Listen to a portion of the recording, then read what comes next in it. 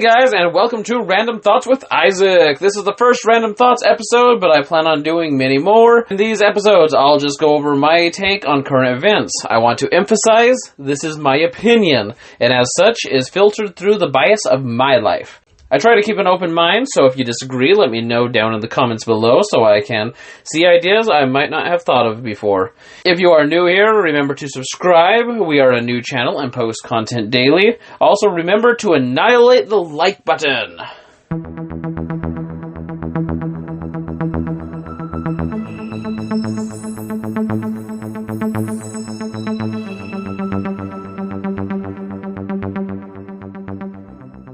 I want to thank Awkward Lunacy for bringing this topic to my attention, and now I've done enough research that I feel comfortable digging myself into a hole talking about it.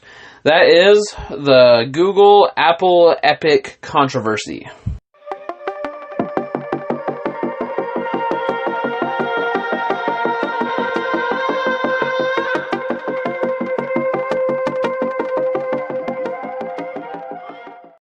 A brief rundown of this is Google and Apple both have something in their terms of service that require app developers to pay 30% of the proceeds from all digital content sales to Apple or Google respectively. Emphasis on digital because that will come into play later. Epic Games through Fortnite believes this is too steep and created their own in-app payment method for their digital currency, which goes against these terms of service. They believe that Apple has a monopoly on their platform because of their ecosystem and shouldn't be allowed to charge this much. They're arguing they would be willing to pay something, but not the high amount being charged.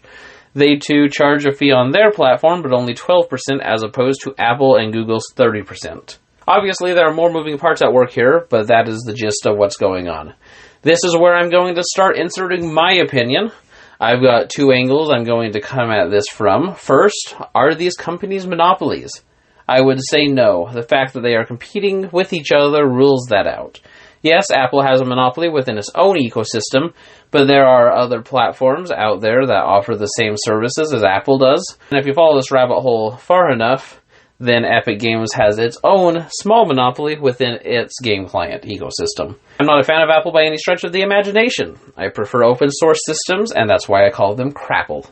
But I still think that they should have the right to run their business and the ecosystem that they created as they see fit.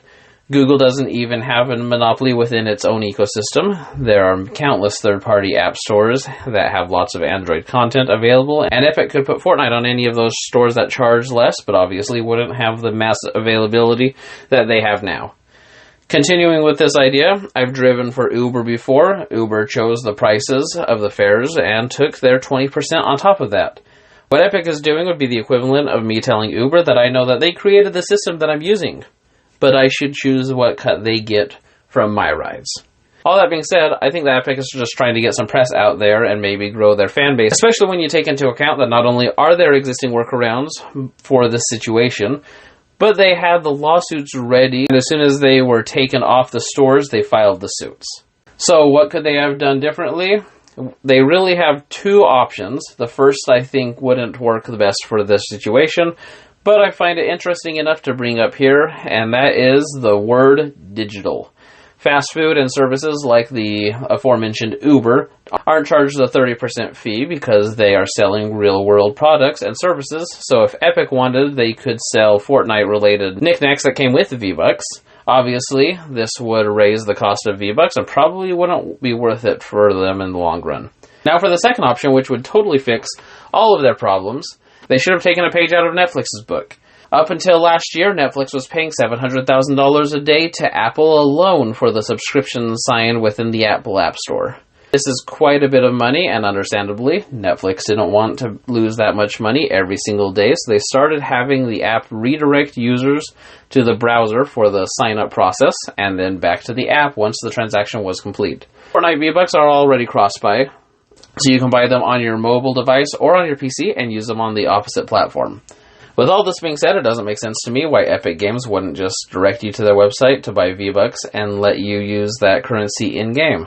Like I said, the precedence is already set forth with the Netflix situation, and this is why, in my opinion, Epic Games is just doing this as a publicity stunt, and it's working. I mean, I haven't touched Fortnite for almost 2 years now, and here I am talking about them along with lots of other YouTubers. So, well played, Epic Games.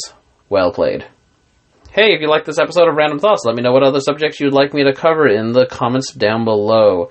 Also, don't forget to subscribe so you can see when I cover your topics. Anyways, thanks for watching. Peace!